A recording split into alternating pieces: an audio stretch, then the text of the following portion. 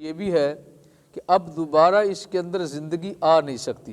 اس زندگی کے نہ آنے کا تصور ہمارے اندر اس بات کو پختہ کرتا ہے کہ اب ہم نے دوبارہ اٹھنا کوئی نہیں ہے۔ اس بات کو میرے اور آپ کے رب کریم نے قرآن پاک میں سورہ یاسین کے آخری رکوع میں ارشاد فرمایا کہ یہ سوچ مومنوں کی نہیں ہے، یہ سوچ کافروں کی ہے، یہ سوچ مشرکین کی ہے، یہ سوچ منافقین کی ہے۔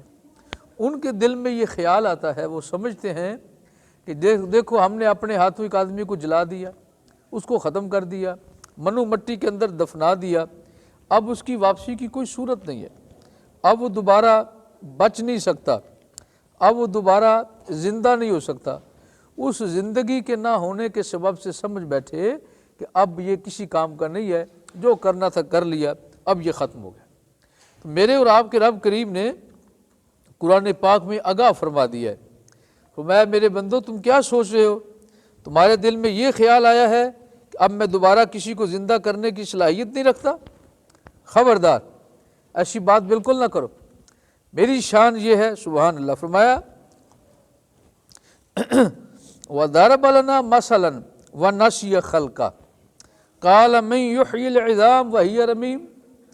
وہ لوگ کہتے ہیں کہ یہ ہمارے سامنے مرا ہے، ختم ہو گیا ہے، اس کی ہڈیاں ایک ایک الگ ہو گئی ہیں، ہم نے ان کو جب دوبارہ قبر سے نکالا تو اندر تو کخ بھی نہیں تھا، اور یہ سمجھتے ہیں کہ اب یہ ختم ہو گیا، اب دوبارہ اسے کون زندہ کر سکتا ہے، اب اسے کون حیاتی دے سکتا ہے، اب یہ کیسے اٹھے گا، یہ کیسے چلے پھرے گا، کیسے باتیں کرے گا، کیسے دیکھے گا، کیسے سنے گا، یہ تو ممکن نہیں ہے۔ آگے فرمایا کل، اے میرے محبوب نے کہہ دو یحیی الذی انشاہا اول مرہ، وہی زندگی دینے والا ہے جس نے پہلے زندہ کیا، وہی حیاتی دینے والا ہے۔ کل یحیی الذی، زندہ کرے گا، حیاتی دے گا، الذی، وہ ذات، انشاہا اول مرہ، جس نے تمہیں پہلے پیدا کیا ہے، جس نے تمہیں پہلے زندگی دی ہے۔ کیوں؟ وجہ یہ ہے کہ پہلے تو تم کچھ ہی نہیں تھے، تم تو کخ نہیں تھے، تو اس مالک نے تمہیں بغیر کسی سبب کے وجود عطا کر دیا۔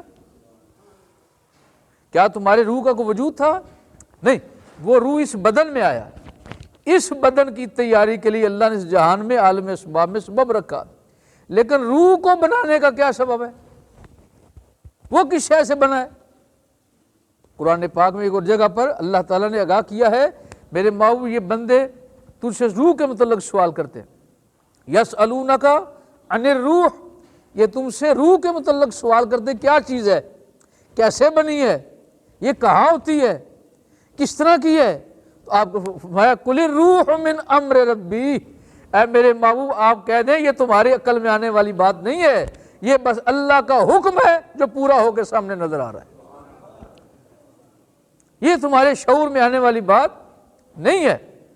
تو جس وقت تمہارے روح کو پیدا وہ کرتا ہے، پھر اس نے تمہارا یہ جسم تیار کیا، اس جسم کے اندر روح کو داخل فرمایا، تو جو مالک پہلی صورت میں اولاً یہ کام کر سکتا ہے، تو جب اب تو تمہاری ہڈیاں کوئی نہ کوئی ہیں، کوئی نہ کوئی ذرات تو ہیں، کوئی تمہیں جلا دیا تو سوا تو تمہارے جسم کی ہے، جسے دفنایا گیا وہ اجزاء تو موجود ہیں، تو جو بغیر کسی جز کے تمہیں پیدا کر سکتا ہے، تو اب تو تمہارے اجزاء جسم کے موجود ہیں، اب اس کے لیے پیدا کرنا کون سا مشکل کام ہے؟ وہ اب بھی تمہیں دوبارہ پیدا کر سکتا ہے۔ اور اہل ایمان کی نشانی کیا ہے؟ وَبِالْآخِرَةِ هُمْ يُوقِنُونَ، یہ کافروں کا شوق ہے، وہ کہتے ہیں مر کے مٹی ہو گیا، ختم ہو گیا، اب دوبارہ اس نے اٹھنا نہیں ہے، لیکن مومن کی شان یہ ہے، وہ میں نہیں کہہ رہا، وہ کسی ولی اللہ نے بیان نہیں کی، وہ کسی عالم کی دی لکھی ہوئی تعریف نہیں ہے، وہ میرے اور آپ کے رب نے قرآن میں آگاہ کیا ہے۔ ان مومنوں کی شان یہ ہے وَبِالْآخِرَةِ هُمْ يُوقِنُونَ، انہیں دوبارہ اٹھ کر آخرت میں اللہ کی بارگاہ میں پیش ہونے پر پکا یقین ہے، وہ ڈاما ڈول نہیں ہے، وہ شکی مزاج نہیں ہے کہ ایسے ہونا ہے کہ نہیں ہونا، پتہ نہیں ہوگا کہ نہیں ہوگا، قبر میں جائیں گے تو پتہ چلے گا۔ فرمایا نہیں، ادھر ہی میں اپنے سونے محبوب کی سچی زبان سے تمہیں آگاہ کروا رہا ہوں کہ یہ یقین کر لو تم نے قبر میں جانا ہے، مٹی تمہارے پاس آئے گی، ممکن ہے تمہارے جسم کے اجزاء بھی کھا جائے، لیکن تمہارے رب کی شان یہ ہے، وہ پھر حکم دے گا کن فَيَقُولُ، تم اسی وقت زندہ ہو کے اللہ کی بارگاہ میں پیش ہو جاؤ گے۔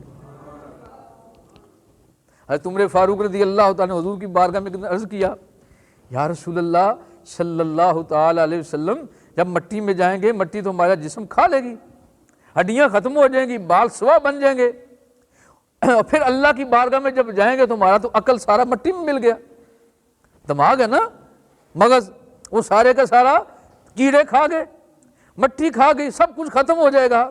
اب جب ہم اللہ کی بارگاہ میں جائیں گے رب ہمیں دوبارہ زندگی عطا فرمائے گا، جب دوبارہ زندگی ہوگی تو کیا ہمیں ہمارا عقل جو ہم نے زندگی میں پایا تھا وہ ہمیں دوبارہ ملے گا؟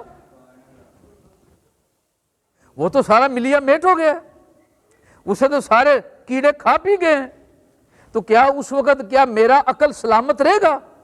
کیا مجھے پرانی یادیں یاد ہوں گی؟ کیا مجھے پرانی باتوں کا علم ہوگا جو میں دنیا میں گزار کے گیا ہوں؟ میرے آقا علیہ الصلوۃ والسلام کے لبوں پر مسکراہٹ آ گئی۔